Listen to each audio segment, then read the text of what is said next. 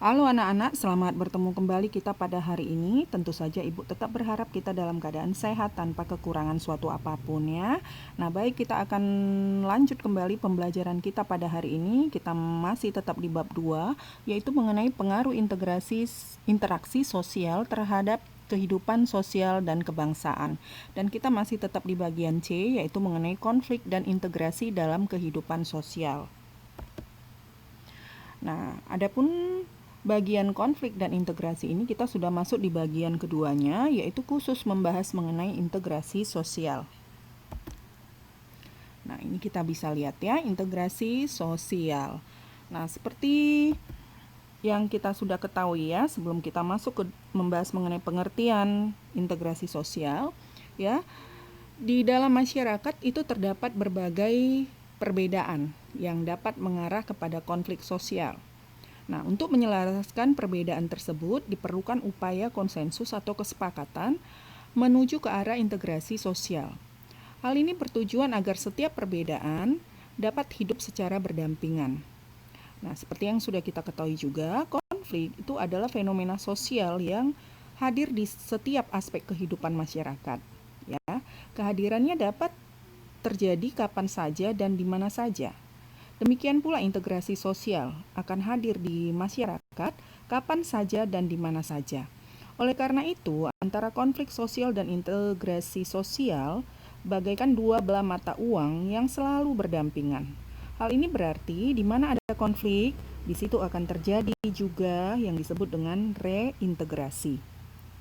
Nah, baik, kita akan lihat mengenai pengertian integrasi sosial ya. Menurut Kamus Besar Bahasa Indonesia atau KBBI, integrasi itu adalah proses pembauran hingga menjadi kesatuan yang utuh atau bulat.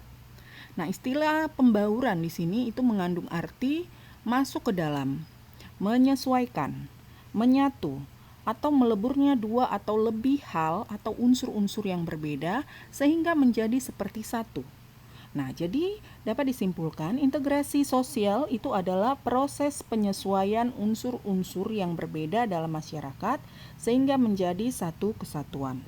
Nah, adapun unsur-unsur yang berbeda tersebut itu bisa saja meliputi kedudukan sosial, ya, baik jabatan yang tinggi maupun yang rendah, yang kaya maupun yang miskin, kemudian ras, berbagai ras etnik, perbedaan agama, bahasa, kebiasaan, sistem nilai dan norma, sekalipun itu berbeda-beda tetapi jika dapat hidup berdampingan, saling bersama-sama bekerja sama sehingga membentuk suatu suasana yang rukun, damai tanpa adanya konflik, hidup damai, aman ya. Nah, itu berarti sudah terjadi integrasi sosial, ya.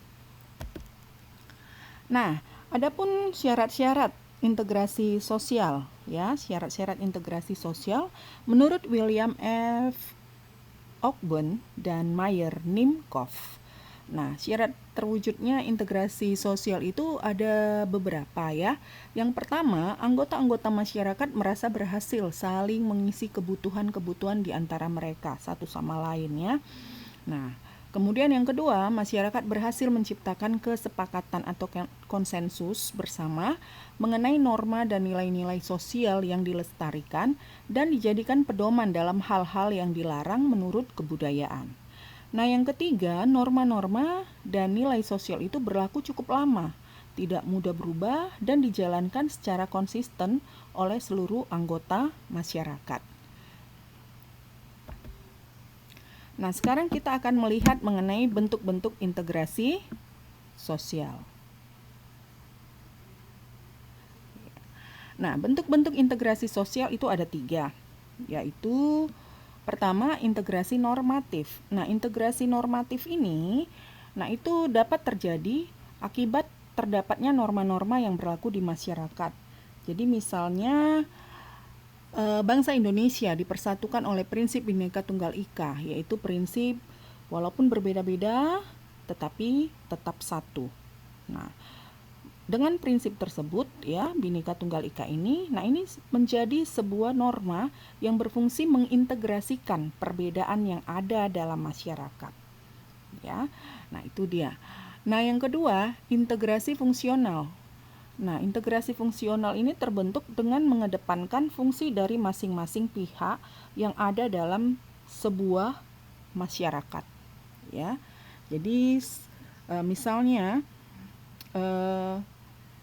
kita bisa lihat ya perbedaan dari setiap suku yang memiliki spesifikasinya masing-masing, karakteristiknya masing-masing. Misalnya seperti suku Bugis yang melaut, ya, itu difungsikan sudah pasti sebagai penyedia hasil-hasil laut, ya. Sementara suku Minang yang pandai berdagang difungsikan sebagai penjual hasil-hasil laut ataupun hasil-hasil produksi lainnya. Nah, begitu juga misalnya suku Jawa itu boleh dikatakan berpotensi sebagai petani, tukang, ya. Nah, itu sudah pasti difungsikan nantinya sebagai seorang petani dan tukang yang handal, ya. Dan itu semua fungsi dari masing-masing itu dapat memenuhi berbagai macam kebutuhan dari setiap masyarakat yang membutuhkannya, segala macam yang berkaitan dengan kehidupannya. Nah, itu dia. Nah, jadi ini merupakan satu kekuatan dari bangsa, suatu bangsa, atau dengan kata lain di sini adalah bangsa Indonesia. Kita contohkan bangsa Indonesia. Nah, yang ketiga yaitu integrasi koersif. Integrasi koersif ini itu terbentuk berdasarkan kekuasaan yang dimiliki penguasa.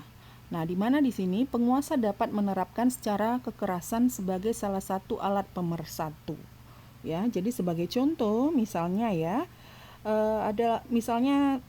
ada suatu kejadian ya, misalnya mengenai demonstrasi ataupun katakanlah kerusuhan-kerusuhan yang terjadi. Nah, setelah dilihat cenderung mengarah kepada kekerasan, kepada keributan, kepada pemerusakan ya, usaha untuk merusak fasilitas-fasilitas sosial.